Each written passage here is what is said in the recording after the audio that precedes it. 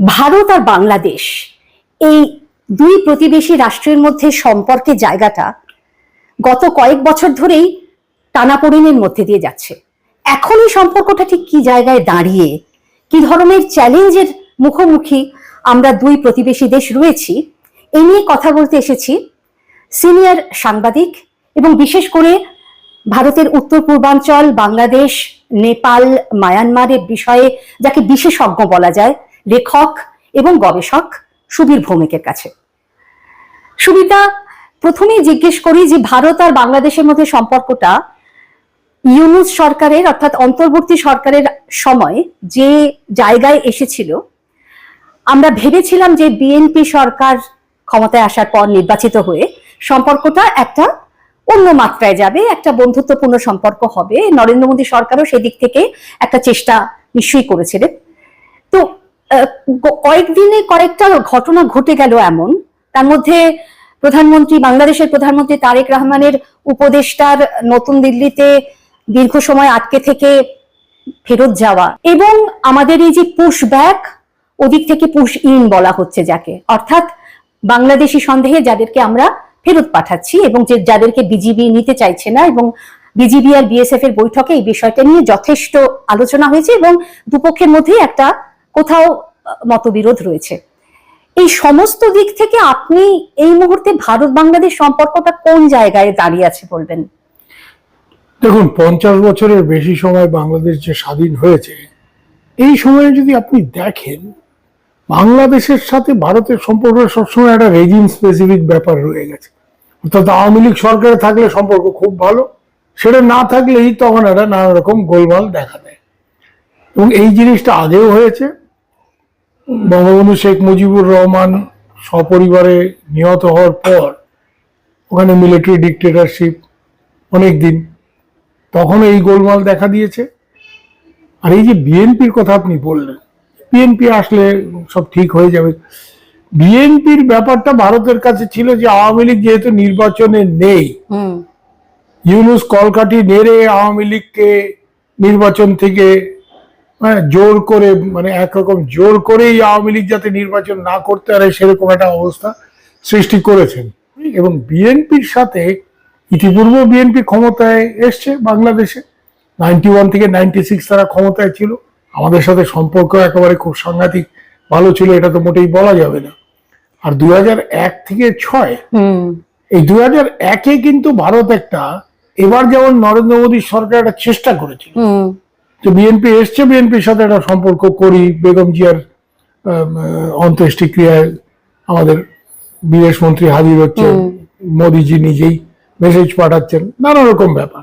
তারেক রহমানের শপথ গ্রহণের সময়ও আমাদের স্পিকার উপস্থিত থাকছেন। তো এই ভারত যে এই সরকারের সাথে একটা সম্পর্ক ভালো করতে চায়, সেটা ভারত আকার ইঙ্গিতে নানাভাবে বুঝিয়েছে। আরেকটা কথা আপনাকে জিজ্ঞেস করি যে তারেক রহমান যে 17 বছর দেশান্তরে ছিলেন, তিনি যে ফিরলেন, এই ফেরার ব্যাপারেও ভারতের একটা ভূমিকা ছিল, অনেকে বলেন, এটা কতটা সত্যি? তারেক রহমান ফিরে আসার ক্ষেত্রে অনেকেই বলে যে ভারতের সাথে কথাবার্তা তার হয়েছে, এটার একটা কারণ হতে পারে যে তারেক রহমান এটা নির্বাচন হবে এই কথাটা বুঝে উনি দেশে ফিরেছেন, এবং উনি এটাও জানেন যে আওয়ামী লীগ নির্বাচনে নেই। তো আওয়ামী লীগের যে ভোট ব্যাংকটা, এটা যাতে বিএনপির দিকে যায় অন্তত একটা বড় অংশ, নাহলে জামাতকে আটকানো মুশকিল। জামাত, এনসিপি প্রভৃতি, ইউনূসের যে ছানাপোনা যারা রয়েছে, বিশেষ করে জামাত, কারণ জামাত একসময় জামাতের উপর ব্যান ট্যান হয়েছে, কিন্তু জামাত নির্বাচনী রাজনীতিতে ফিরে আসার পর বিএনপির মূল প্রতিদ্বন্দ্বী হচ্ছে জামাত। একসময় যদিও জামাতের সাথে ছিল, জোট ছিল। তো এই কারণে বিএনপির সাথে ভারতের একটা বোঝাপড়া, অনেকেই বলে গোপনে হয়েছে যে আওয়ামী লীগের ভোটটা যাতে আমাদের দিকে আসে, ওটা যাতে কোনো ভুলেও যাতে অন্যদিকে কোথাও না যায়, বা আওয়ামী লীগের লোকজন যাতে অংশগ্রহণ করে। কেন আওয়ামী লীগের খুব খারাপ সময়, আওয়ামী লীগের সরকার পড়ে যাচ্ছে, যতটা খারাপ সময়ই হোক না কেন আওয়ামী লীগের একটা 35 থেকে 40% ভোট ওখানে আছে, ওই দেশে আছে। তো ওইটা যাতে এদিক ওদিক না গিয়ে ওটা বিএনপির দিকে আসে, এইটা করার জন্য ভারতকে একটু তৈলমর্দন তারেক সাহেবের লোকজন করেছে। সেটা খুব সামনে আসেনি, কিন্তু সেটা হয়েছে। কিন্তু তারপরে তারেক রহমান যা করছে, এইটা জিজ্ঞেস করছি, কি করছেন তিনি? কেন ভারত এইভাবে একটা বার্তা দেওয়ার চেষ্টা করছে যে আমরা পছন্দ করছি না? এটা কি চীনের সঙ্গে তার সখ্য বেড়ে যাওয়া? চীনের সঙ্গে দেখুন, মানে চীন সফরে তিনি যাচ্ছেন, চীন সফরে, মালয়েশিয়ার পরে চীন সফরে যাচ্ছে, কারণ চীনের কাছে ওনার একটা বড় প্রত্যাশা আছে, ওদের বড় বড় যে প্রজেক্ট গুলি। এটা কি শুধুই বাণিজ্যিক কারণ নাকি স্ট্র্যাটেজিক বিষয়টাও জড়িয়ে আছে? দেখুন, আপনি চীনের কাছে যাচ্ছেন, আপনার টাকা পয়সার দরকার, আপনার বিভিন্ন প্রজেক্ট, বিশেষ করে যেগুলি পরিকাঠামোগত প্রজেক্ট, বড় প্রজেক্ট। চীন, দেখুন ইউনূস সাহেব খাস আমেরিকার লোক, তারপরে উনি চীনে গেছেন, চীনের সাথে একটা মাখামাখি, মানে চীন এখানে খুব ম্যাচিওর একটা পলিটিক্স করে। কিন্তু ভারতের সঙ্গে বাংলাদেশের যে সম্পর্ক, তাতে অনেকে ভেবেছিলেন যে তারেক রহমান প্রথম বিদেশ সফরটা হয়তো ভারত। আমি অন্তত ভাবিনি এটা, আমি এটা ভাবিনি, কারণ তারেক তার মার রাজনীতি বা তার পিতৃদেবের রাজনীতি থেকে একেবারে র্যাডিক্যালি সরে আসবে, ভারতের বন্ধু হয়ে যাবে, সেটার কোনো ভাবার কারণ নেই। কারণ জিয়াউর রহমান তো বাংলাদেশ মুক্তিযুদ্ধের সময় তো তার তো একটা বড় ভূমিকা ছিল। না, তার বড় ভূমিকা ছিল, উনি সেক্টর কমান্ডার ছিলেন। কিন্তু বাংলাদেশের মানে কনস্টিটিউশন পরিবর্তন, 72 যে সেকুলার কনস্টিটিউশন, সেটা কে শুরু করলেন? জিয়াউর রহমান। জিয়াউর রহমানের আমলে বড় বড় রাজাকাররা ওনার মন্ত্রী হয়েছেন। জিয়াউর রহমান এখানে যেটা করেছেন, ওনাকে আওয়ামী লীগকে ঠেকাতে হবে। আওয়ামী লীগকে ঠেকাতে গেলে মুক্তিযুদ্ধের পক্ষের শক্তি খুব একটা উনি নিজের তরফে পাবেন না, দুই একজন আওয়ামী লীগ দল ছুট পেতে পারে। বেশিরভাগই যাদের জিয়াউর রহমান টেনে এনেছেন এবং নিজের পার্টি তারপর সৃষ্টি করেছেন, ব্যারেকে party. BNP is a party born in the cantonment. কিন্তু ভারত পছন্দ করছে না তারেক রহমানের বিভিন্ন কাজ, এইটা আপনি কি বলতে চাইছেন? মানে কি ধরনের কাজ হচ্ছে যেটা ভারতের পছন্দ হচ্ছে না, তার ফলে ভারত ভারতের মূল প্রত্যাশা বাংলাদেশের কাছে কি? এখন যে বাংলাদেশের ভূখণ্ড একসময় যেমন পূর্ব পাকিস্তানের আমলে ব্যবহার করে ভারত বিরোধী শক্তি, তারা নানা রকম ভারত বিরোধী কার্যকলাপ করবে, যে ভারতের সমস্যা হয়। তো এর জন্য ভারতের এটা হচ্ছে যে বাংলাদেশের ভূখণ্ড ব্যবহার করে যাতে ভারত বিরোধী কোনো কার্যকলাপ না হয়, যেটা একটা সিকিউরিটি প্রবলেম হতে পারে। সেকেন্ডলি, কানেক্টিভিটি, অর্থাৎ ভারত বাংলাদেশের মধ্যে দিয়ে ট্রানজিট যেগুলি শেখ হাসিনার আমলে হয়েছে, উত্তর পূর্ব অঞ্চলের সাথে একটা যোগাযোগ, যাতে ভারতকে পুরোপুরি এই চিকেন স্নেকের উপর নির্ভরশীল না হতে হয়। এইটা ভারতের আশা। আর ভারতের আরেকটা ব্যাপার যেটা দেখবেন, রণধীর জয়সওয়াল, আমাদের ফরেন মিনিস্ট্রি স্পোকসম্যান, সবসময় বাংলাদেশ নিয়ে কথা যখনই বলে দেবো, ইনক্লুসিভ ডেমোক্রেসি, অর্থাৎ বাংলাদেশে নির্বাচনে, ঠিক আছে ইউনূস সাহেব একটা গোলমাল করে গেছেন আওয়ামী লীগ কন্টেস্ট করতে, কিন্তু এখন আওয়ামী লীগের উপরে ব্যানটা তোলো। আওয়ামী লীগ তো কোনো সন্ত্রাসবাদী দল না, তোমার বিরোধী হতে পারে। ভারতবর্ষে বিজেপি ক্ষমতা এসে তার মানে কি কংগ্রেসকে ব্যান করে দেবে?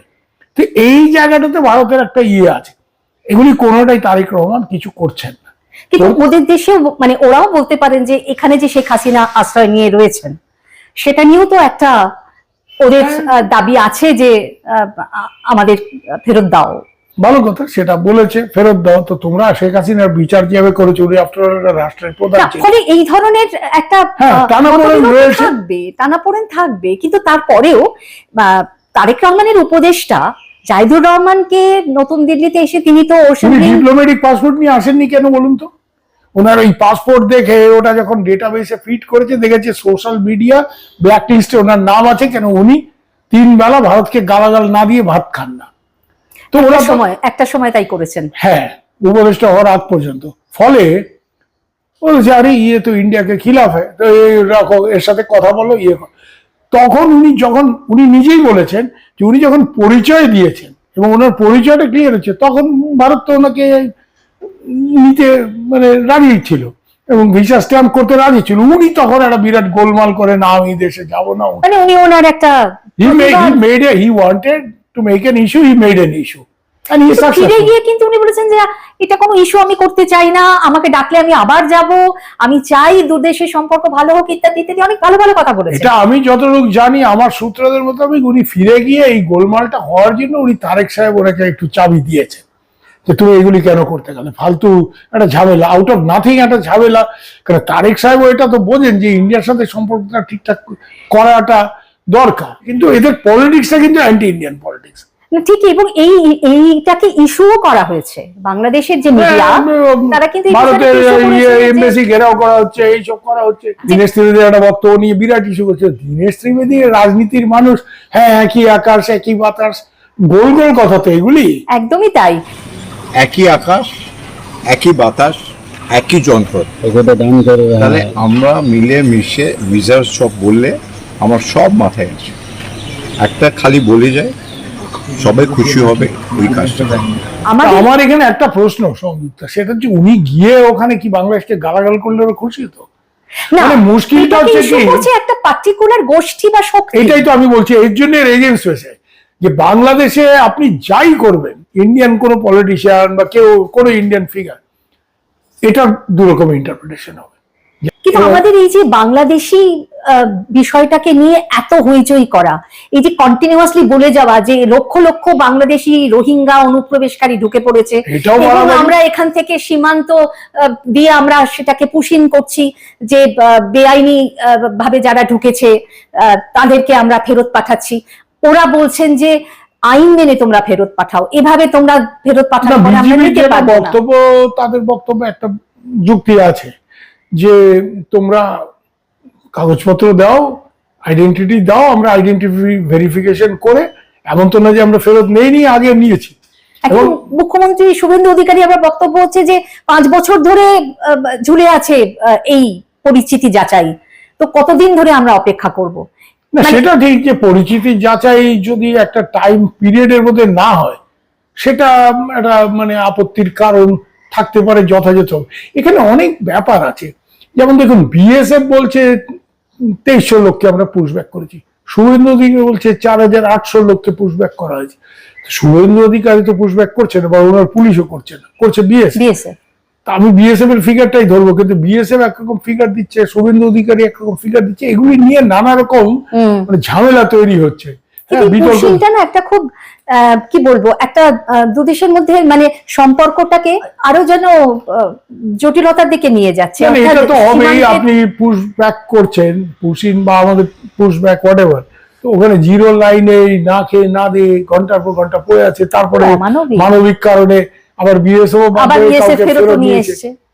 এই যে সীমান্তে এই হই হই গুলি, আমার তো মনে হয় যে এটা করাতে ঠিক ভারত বিরোধী শক্তি যারা আছে বাংলাদেশে, তারা যেটা চাইছে, we are playing into their trap. ঠিকই, ডিপ্লোম্যাটিকলি আলোচনা করেই সর্ট আউট করতে হবে, এটাই ধারণা। কারণ ডিপ্লোম্যাটিক আলোচনা ছাড়া এসব প্রবলেম সলভ করা যায় বলে তো আমার অন্তত জানা নেই। কিন্তু আপনার কি মনে হচ্ছে যে অন্তর্বর্তী সরকার, ইউনূসের নেতৃত্বে যে সরকার ছিল, সেই সরকারের আমলে যেটা ছিল, এখনকার পরিস্থিতিটা কি একই জায়গায় দাঁড়িয়ে, নাকি এটা আমরা? ভারতের এখানে একটা বড় ব্যাপার হচ্ছে যে এই পাকিস্তানি নানা রকম লোকজনের ওখানে যে আনাগোনা হচ্ছে, এটা নিয়ে ভারতের সঙ্গত চিন্তার কারণ আছে। কারণ আমার কাছে কিছু খবর, এবং আমার বাংলাদেশের গোয়েন্দা বিভাগে প্রচুর বন্ধু বান্ধব আছে, তাদের থেকে আমি যে খবরটা আছে খুব বিপজ্জনক খবর। যেমন পাকিস্তানের থেকে কিছু লোকজন আসছে, পসিবলি দেয়ার ইন্টেলিজেন্স অফিসার্স, তাদের চলাফেরায় সেরকমই ধারণা করার সঙ্গত কারণে তারা বাংলাদেশের বিভিন্ন এতিমখানা অর্থাৎ অরফেনেজেস সেখানে যাচ্ছে, এবং সেখান থেকে স্কলারশিপ দিয়ে টেকনিক্যাল এডুকেশনের জন্য বাচ্চা বাচ্চা ছেলে 12 বছর 14 বছর পাকিস্তানে নিয়ে যাওয়ার পুরো ব্যবস্থা করা হচ্ছে। যে এরা কি সুইসাইড বম্বার টাইপের কিছু বানানোর জন্য এইসব রিক্রুটমেন্ট করছে? কারণ এই যে বাচ্চাগুলো, এদের পরিবার নেই, পিছুটান নেই, ধর্মীয় ইজি ভালনারেবল রিলিজিয়াস ইন্ডক্ট্রিনেশন এদের করা হয়েছে, এইসব করা হচ্ছে, অলরেডি হয়েছে, আরো করা হবে।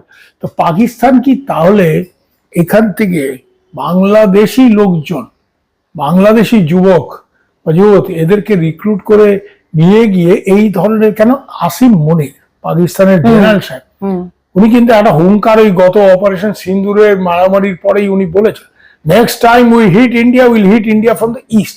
তো ইস্টে তো মিয়া তুমি কোথা থেকে আমাকে হিট করবে? তোমার দেশ তো আর এখানে ইস্টে তো আর ইস্ট পাকিস্তান নেই। তার মানে বাংলাদেশটাকে ঘাঁটি করে ইন্ডিয়ার এগেইনস্টে আপনাকে আমি 2-4টে গেমিং এর কথা বলি।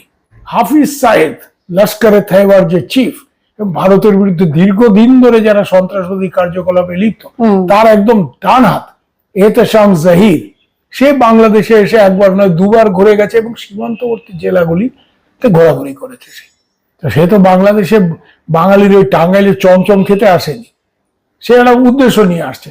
তাই জন্য এই যে থ্রেটটা যে Bangladesh will become the second front of Islamist terror targeting India, targeting Bangladesh also, বাংলাদেশেও যারা ওদের টার্গেট, যারা সেকুলার পলিটিক্স তাদেরকে হয়তো অ্যাটাক করবে। আর জামাতের শক্তি তো এইবারের ইলেকশনে অনেকটাই বেড়ে গেছে। কার? জামাতের। হ্যাঁ, আগে যা জামাত ছিল এর তার আগে থেকে সব থেকে ভালো তার পারফরমেন্স ছিল 18, আর এখন 68, তাহলে 68, এবং তার মধ্যে 51টা সিট ওয়েস্ট বেঙ্গল সীমান্তে। বর্ডারে। তো 51টা সিট আরো ওখানে পেয়েছে, মানে এই পুরো পশ্চিমবাংলার সীমান্তটা মানে জামাতের একেবারে মানে পতাকা সয়লাভ হয়ে গেছে, জামাত ছেয়ে গেছে এক কথায়। আপনি এইবার ওয়েস্ট বেঙ্গলের ইলেকশনে এই সীমান্তবর্তী যে 40টা একদম সীমান্তে আর 57টা কনস্টিটুয়েন্সি তার লাগোয়া, এই 101টা আসনে আপনি দেখুন প্রায় 90টা সিট বিজেপি পেয়েছে। হাসিনার ভবিষ্যৎ এখনো আমরা জানি না কি হবে, তবে আপনি যে বলছেন যে হাসিনা তো যাওয়ার জন্য খুব লাফালাফি করছে, এবং আমি যতটুকু জানি ওনার সাথে যারা দেখা টাকা করে গিয়ে মানে উনি দেশে ফেরার জন্য উদ্বেগ হয়ে আছেন। তাতে ওনার হচ্ছে যে আল্লাহ ভরসা, আল্লাহ যদি চায় আমি জীবিত থাকবো, সবই হবে, কিন্তু এইভাবে ইন্ডিয়াতে বসে থেকে সময় নষ্ট হচ্ছে, গিয়ে আন্দোলন সংগ্রামে নামতে হবে। কিন্তু এখানে একটা ব্যাপার হচ্ছে কি যে এদের একটা কনসার্ন আছে যে ওনার সিকিউরিটি, কেন ওনার বিরুদ্ধে একটা মৃত্যুদণ্ড পাস হয়ে গেছে, উনি সেটা অ্যাপিল করেন, যে সেটা যেভাবে হয়েছে সেটা সবাই দেখেছে। আজে বাজে হাজার হাজার কেস দিয়ে যাকে তাকে ঢুকেছে, মানে যার নাম করে আপনার বিরুদ্ধে মার্ডার কেস দিচ্ছে সে আপনাকে চেনেই না। আপনি যাদের কথা বলেন আর কি, আমেরিকার ডিপ স্টেটের কথা বলেন, তো স্ট্র্যাটেজিক্যালি বাংলাদেশকে ব্যবহার করার একটা চেষ্টা দীর্ঘদিন ধরে চলছে আমেরিকার তরফে। এইটা কি এই তারেক রহমান আসার পর আরো বেড়েছে, যেটা ইউনূস সাহেবের সময় আমরা শুনছিলাম ইউনূস সাহেব অনেক বেশি বেড়ে গিয়েছিল? দেখুন, ইউনূস সাহেব যে চুক্তি করে গেছে, হ্যাঁ, নন ডিসক্লোজার এগ্রিমেন্ট, আরে তোমার সাথে আরেকটা দেশের চুক্তি হবে, এবং সেই চুক্তি তো ভয়াবহ, মানে বাংলাদেশের সার্বভৌমত্ব লাটে উঠে গেছে। তারেক রহমানের ক্ষেত্রে তারেক রহমানের ক্ষেত্রে ইউনূসের যিনি নিরাপত্তা উপদেষ্টা ছিলেন, উনি তারেক রহমানের কোনোদিন সে বিএনপির রাজনীতি করেনি, খলিলুর রহমান, উনি হঠাৎ করে বিদেশ মন্ত্রী হয়ে গেছেন। হ্যাঁ, এবং ইউনূস সাহেবের আমলে যেসব চুক্তি হয়েছে আমেরিকার সাথে, সেগুলি থেকে পিছিয়ে আসার যে কোনো ইচ্ছে আছে তারেক সাহেবের, সেরকম তো নয়। তো তারেক সাহেব সেন্ট মার্টিন দ্বীপটা কি হবে, মানে সেটা নিয়ে যে কথাগুলো আমরা শুনি তার মধ্যে সত্যতা কতটা আছে? দেখুন, একটা ঘাঁটি এখানে আমেরিকা করার চেষ্টা করছে সেটা আমি জানি। সেন্ট মার্টিন নিয়ে আরেকটা ব্যাপার আছে, দেখা গেছে এখন তো আমেরিকার খুব যে রেয়ার আর্থ, কেন ওটা চীন কন্ট্রোল করে সাপ্লাই, তো রেয়ার আর্থে এখানেও মায়ানমারের একটা বড় ব্যাপার, কেন চীনের যত রেয়ার আর্থ তার একটা বড় অংশই মায়ানমারের কাচিন আর শান প্রদেশ থেকে আসে, ওইখানে আমেরিকার ঢোকার একটা ব্যাপার আছে। আর বাংলাদেশও নাকি রেয়ার আর্থ আছে, এই চট্টগ্রাম এবং কক্সবাজার, এই যে বন্দরের যে মানে সি সাইড যে এরিয়াটা আর কি, মানে কোস্টাল এরিয়া, উপকূলবর্তী অঞ্চল। হ্যাঁ, তারপরে এই জায়গাটাতে বঙ্গোপসাগরে আমাদের আন্দামানেও দেখুন তেল গ্যাস পাওয়া যাচ্ছে, খুব সম্ভাবনাময়। হ্যাঁ, তো এই যে বে অফ বেঙ্গলের যে বাংলাদেশের উপকূল, তারপরে আমাদের আন্দামান, তারপরে একেবারে ওই ইন্দোনেশিয়া বা মায়ানমার, ওই পুরো জোনটাই নাকি তেল আর গ্যাসের উপর ভাসছে। মানে আপনি যেটা বলছেন, যেভাবে ব্যাখ্যা করছেন, তাতে একদিকে পাকিস্তান, আমেরিকা, চীন প্রত্যেকেরই একটা যে ধরনের তৎপরতা বাংলাদেশকে কেন্দ্র করে, এবং এরপরে যেটা আমরা শুনছি যে হামাসের নেতারা, এটা নতুন কিছু না, হামাসের নেতারা আমাদের দুজন বড় নেতা বাংলাদেশে ইউনূস সাহেবের আমলে ঘুরে গেছেন, পলিটিক্যাল ব্যুরো চিফ ঘুরে গেছে। এইটা কেন? মানে না, এখানে পাকিস্তানের পুরো ব্যাপারটা হচ্ছে পাকিস্তান একটা সেকেন্ড ফ্রন্ট এখানে খুলতে চাইছে, কিন্তু হামাসের যে কাজকর্ম সেটা কিন্তু একেবারেই নির্দিষ্ট, তাদের একটা নির্দিষ্ট লক্ষ্য আছে এবং সেটা প্যালেস্তাইনকে কেন্দ্র করে। তো হামাসের এখানে ভূমিকাটা কি? না, এখানে একটা ব্যাপার হচ্ছে কি, এখন পৃথিবীতে আপনি দেখবেন যে মুসলিম দুনিয়াতেও মানে যে লিডারশিপের একটা লড়াই চলছে, তুরস্ক, সৌদি আরব আর ইরানের মধ্যে। ইরান তার মধ্যে শিয়া স্টেট, সেখানে শিয়া সুন্নির ব্যাপারে চলে আসে। টার্কিশরা এখানে প্রচন্ড active, Turkish intelligence, in fact Sheikh হাসিনার পতনের পেছনে তাদের একটা বিরাট ভূমিকা ছিল। এই যে ছেলেপেলেরা যারা আন্দোলন করেছে, এরা অনেকেই টার্কি ফেরত, কিন্তু হ্যাঁ, they have been trained there, they have gone there. এবং যে মিলিটারি অফিসারদের, বাংলাদেশের রিটায়ার্ড মিলিটারি অফিসারদের একটা গ্রুপ আছে যারা এই শেখ হাসিনা বিরোধী আন্দোলন, তাদের একটা বড় ভূমিকা ছিল, এরাও কিন্তু ওই টার্কি আসা যাওয়া এদের রয়েছে। এবং এইখানে আপনি লক্ষ্য করবেন যে এই যে এতিমখানার থেকে যে লোকজন পাকিস্তানিরা তুলছে, এখানে টার্কিশদের একটা ইনভলভমেন্ট কিন্তু পাওয়া যাচ্ছে। তো টার্কি হয়তো টাকাটা দিচ্ছে, খেলাটা খেলছে পাকিস্তান, কারণ পাকিস্তানের অনেকদিন ধরে এখানে অ্যাসেট আছে, জামাত টামাতের মতো লোকজন, তাদের পাকিস্তানের সাথে খুব জোরালো যোগাযোগ রয়েছে। ভারত এটার মোকাবিলায় যা যা করছে, ধরুন সীমান্ত সুরক্ষিত করার জন্য ভারত এখন যা যা করছে, এই পশ্চিমবঙ্গে ক্ষমতার হাত বদল হবার পর, রাজনৈতিক পালাবদলের পর, তার সীমান্তে কাঁটাতারের বেড়া যেখানে যেখানে নেই, এত দীর্ঘ, বাংলাদেশের সঙ্গে ভারতের 4000 কিলোমিটারের বেশি সীমান্ত, তার মধ্যে পশ্চিমবঙ্গে 2000 কিলোমিটারের বেশি, তো সেইটাকে সুরক্ষিত করার জন্য যা যা করছে সেই দিকটা। এটা হচ্ছে যে গরিব মানুষ, ওই সাচ্চু মিয়া মাচ্চু মিয়া, এরা ওইভাবে চিন্তা করে, টেরোরিস্ট কিভাবে চিন্তা করে। আমি তো সেটাই আপনাকে জিজ্ঞেস করছি যে পাকিস্তান, এইভাবে কি আপনি এখানে সীমান্তে বেড়া দিয়ে দিন, পাকিস্তান যেসব বাঙালি ছেলেদের নিয়ে ওখানে ট্রেন করবে, তাদের কালকে যদি এখানে ঢোকাতে হয়, ওদের নেপালে আনবে। নেপালের সাথে ভারতের চুক্তি আছে, ওভার যাতায়াতের একটা ব্যাপার আছে, ওখানে বেড়া ফেরা দেওয়ার কোনো ব্যাপার নেই। হ্যাঁ, ওখানে এনে নেপালের পাসপোর্ট 50,000 টাকা দিলে বার করা যায়। ট্রেনিং এর মধ্যে infiltration is also part of the training, okay. এবং এখানে একটা সিরিয়াস সিকিউরিটি থ্রেট আসতে যাচ্ছে, এটা আমার দৃঢ় বিশ্বাস যে এই second front of Islamist terror বাংলাদেশকে কেন্দ্র করে, মানে বাংলাদেশিদের ব্যবহার করে এই জিনিসটা হতে যাচ্ছে। এটাকে ভারত একটা চেষ্টা হচ্ছে, কিন্তু আপনি যদি এত বেশি বাংলাদেশি অনুপ্রবেশকারী, রোহিঙ্গা, এই বিষয়টাকে বারবার বলতে থাকেন, সুরক্ষার ব্যাপারটা চেঁচামেচি করে, হই হই করে মাইকে বক্তৃতা দিয়ে হয় না। সুরক্ষার ব্যাপারটা হচ্ছে আপনাকে যেটা করতে হবে, যে করনা হয় ও চুপচাপ করলো। একদমই তাই। ভারত একজন প্রাক্তন মন্ত্রীকে এখানে মানে রাষ্ট্রদূত করে পাঠালো, তার মানে ভারত বাংলাদেশকে যথেষ্ট গুরুত্ব দিচ্ছে। এবং এই প্রথম বোধহয় কোনো রাজনৈতিক ব্যক্তি, রাজনৈতিক এবং কেন্দ্রে মন্ত্রী থাকা লোক ছিলেন। প্রোটোকলের অ্যাঙ্গেল থেকে আপনি চিন্তা করুন, যে রাষ্ট্রদূত হয় এবারই যেটা ফরেন সার্ভিস অফিসার, জয়েন্ট সেক্রেটারিতে, ম্যাক্সিমাম অ্যাডিশনাল সেক্রেটারি র্যাঙ্কে, সেই জায়গাতে সেন্ট্রাল মিনিস্টার ছিলেন উনি ওখানে গেছেন। ভারতের দিক থেকে যথেষ্ট ইতিবাচক বার্তা দেওয়া হচ্ছে, কিন্তু প্রত্যুত্তরে সেই বার্তাটা আসছে না। সাহেব যদি ওখানে ভারত বিরোধী রাজনীতির যে একটা বলয় রয়েছে, মানে তার বাইরে বেরোতে পারছেন না। না, এটাও হতে পারে যে তারেক সাহেব হয়তো এরকম চিন্তা করছেন যে আমাকে যদি খুব বেশি ভারতের বন্ধু হিসাবে দেখে, তাহলে হয়তো শেখ হাসিনার মতো আমিও পেঁচিয়ে পড়তে পারি, এরকম একটা হয়তো হিসাব, মানে ঘরোয়া রাজনীতির জায়গা থেকে সব দিকে আছি, ভালো কথা। কিন্তু ওই মানে চার নৌকায় পা দিয়ে চললে মাঝে মাঝে নৌকা একটু আগে পিছে হয়ে গেলে তো আপনি জলে পড়বেন। মানে এখন কি বিষয়টা এইরকমই একটা দোলাচলের মধ্যে থাকবে মনে হয়, মানে দুতরফেই বসতে হবে, সিরিয়াস ডায়লগ করতে হবে, এবং ডায়লগটা সাস্টেইন ডায়লগ করতে হবে। ওই আমি মরিশাস যাওয়ার পথে দিল্লিতে ঠেকে গেলাম, ট্রানজিশনে নয়, ট্রানজিশন মানে দ্বিচারিতার তো একটা লিমিট থাকে। খলিল সাহেব আসছেন, উনি জয়শঙ্করকে মিট করবেন, ওকে, প্রধানমন্ত্রীর সাথে কাটছে, উনি স্পেসিফিকলি পেট্রোলিয়াম মিনিস্টারকে কেন মিট করছেন? যে ওই আগে তেল ফেল দিয়েছো, ডিজেল ফিজেল দিয়েছো, আবার দাও, তাই তো? হ্যাঁ, আর সেটাকে ওনার ফরেন অফিস ট্রানজিশন হিসেবে দেখাচ্ছে। এগুলি তো ইচ্ছে করে সিগন্যাল। এই জায়গাটাতে দীনেশ ত্রিবেদীর একটা খুব বড় চ্যালেঞ্জ, এই ভেরি বিগ চ্যালেঞ্জ, খুব বড়। এবং এই চ্যালেঞ্জটা ওভারকাম করতে গেলে উনি রাজনীতিবিদ, তার আগে উনি দীর্ঘকাল ব্যবসায়ের জগতের লোক, কিন্তু উনি বাঙালি ব্যাপারটা বোঝেন, কলকাতায় বড় হয়েছেন, বাংলাটা ভালো করে বলেন। কিন্তু বাংলা বোঝা, বাংলায় কথা বলা, পশ্চিম বাংলা বোঝা আর বাংলাদেশ বোঝা কিন্তু এক নয়। নানান রকমের ওখানে ক্রস কারেন্টস আছে, প্রেসার আছে, সেটা বুঝতে হবে এবং সিরিয়াস ডায়লগ করতে হবে। সিরিয়াস ডায়লগ, এই রিলেশনটা রিপেয়ার করতে গেলে মানে, এবং এই ডায়লগের ভিত্তি যেটা, এটা কিন্তু দীনেশ ত্রিবেদী যেটা বলেছেন ওটাই, I need you, you need me, mutual interdependence. তোমাকে ছাড়া আমারও অসুবিধা হবে, আমাকে ছাড়া তোমারও অসুবিধা হবে, এটা বুঝতে হবে।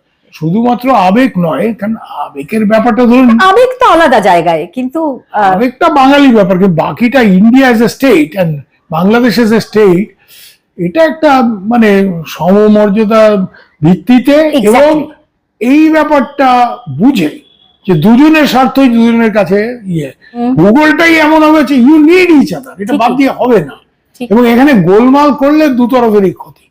ঠিক। আজকে ট্রাম্প একটা আজে বাজে কথা বলেছে ইটালির প্রধানমন্ত্রী সম্বন্ধে। হ্যাঁ। Everybody has defended the prime minister, ঠিক। All political parties. ঠিক। এইসব কিছু ব্যাপার আছে যেখানে জাতীয় স্বার্থের ব্যাপার না, এগুলো সস্তা নির্বাচনী রাজনীতি ঠিকই। বা সস্তা ওই ডোমেস্টিক পলিটিক্স করাটা এটা ঠিক না। National interest is supreme, Paramount. ওই জায়গাতে লং টার্ম থিঙ্কিং এর ব্যাপারটা আসতে হবে। এই সব সস্তা রাজনীতি, দুদিনের হই হই, এগুলির কোনো জায়গা নেই। অনেক ধন্যবাদ আপনাকে, অনেকটা সময় নিলাম আপনার। ধন্যবাদ, নমস্কার। নমস্কার।